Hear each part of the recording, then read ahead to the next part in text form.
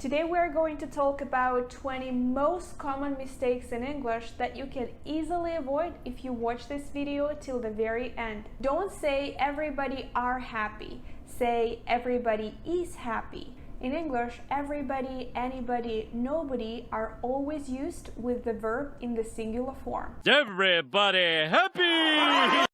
I am agree with you. In many languages, agree is an adjective. In English, it's a verb. So, I agree with you or I disagree with you. I agree with you. When you are talking about your age, don't say I have 20. Say I am 20 or I'm 20 years old. I am 12 years old.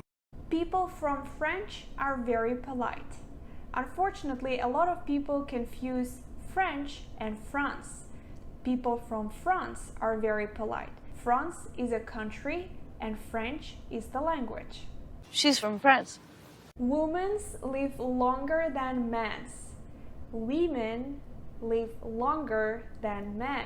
Pay attention. One woman, many women. One man, many men. Women live longer than men. Tons of my students confuse people and person. I'm a very shy people. I'm a very shy person. One person, many people. That one person? I told many people. There were 5 persons. There were 5 people.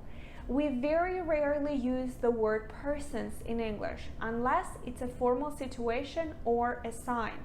For example, when you enter an elevator, you might see a sign saying 5 or 10 persons only. But in a casual conversation, we would always say people. My dad is a famous cooker. My dad is a famous cook. Cooker is a stove. It's something that you cook on. And a cook is a person who cooks. Megan was a good cook. Thank you a lot.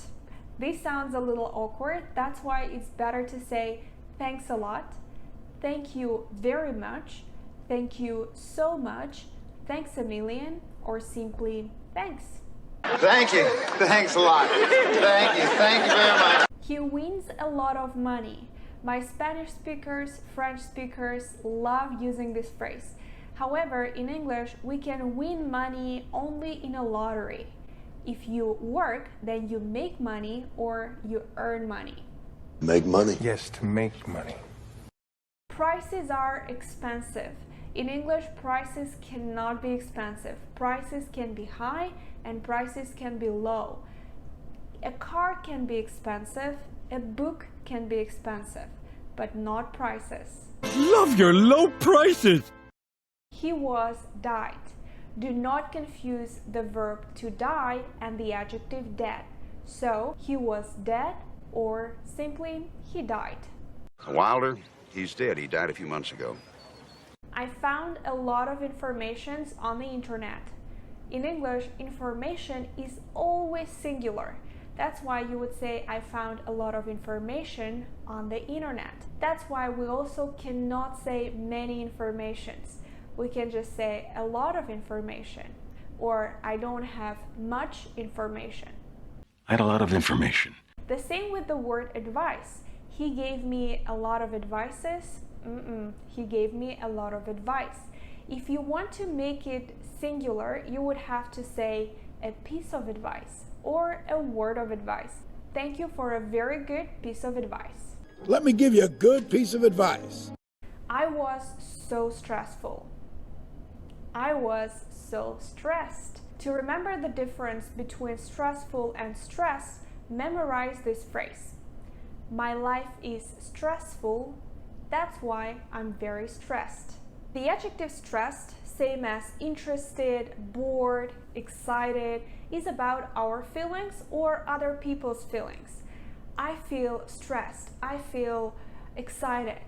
But when you are talking about something that makes you feel stressed, the reason of your stress, then you would say that that thing is stressful. For example, your job makes you feel stressed, then your job is stressful. You can also say, I had a very stressful day. Can this day get any more stressful? This is more better or this is more easy. The correct way to say is this is better or this is much better. This is easier. This is much easier. It's going to make this so much easier. I did a mistake. I made a mistake.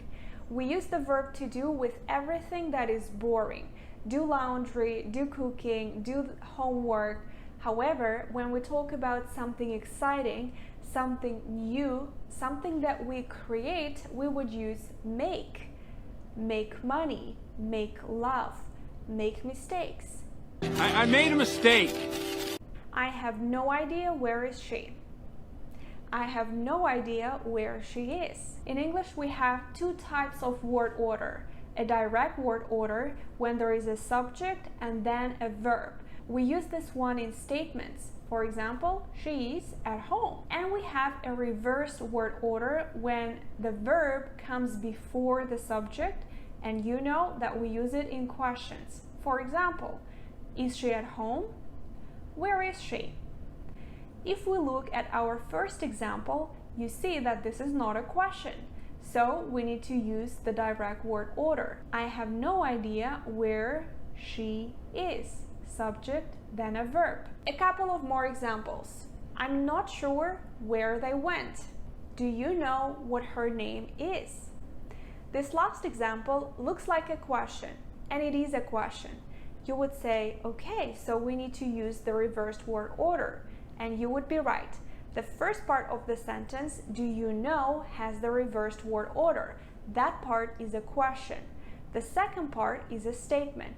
So, what her name is. We use a direct word order. I have no idea who has Elena. I have no idea where she is.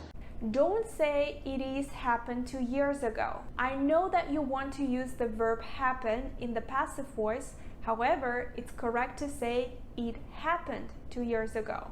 The verb to happen will never be used in the passive voice. Just as it happened 50 years ago. This is my parents' house. Here the apostrophe is in the wrong position. The correct position is this. Let's have a look. When a noun is in the singular form, we have no issues. Friend, friends. Neighbor, neighbors. However, when we put the noun in the plural form, friends, neighbors, then the apostrophe moves to the end of the word, and we do not need to put the second S at the end. My neighbor's dog, my friend's party. This is my parents' house. I know. She said me that I was wrong. Whenever you have a person, somebody, you need to use the verb to tell. She told me that I was wrong. She told me I was psychic. If I have missed some of the most common mistakes in English, then please put them in the comment section. And if you recognized some of your mistakes, then click the like button and don't forget to subscribe to this YouTube channel. I'll see you next time.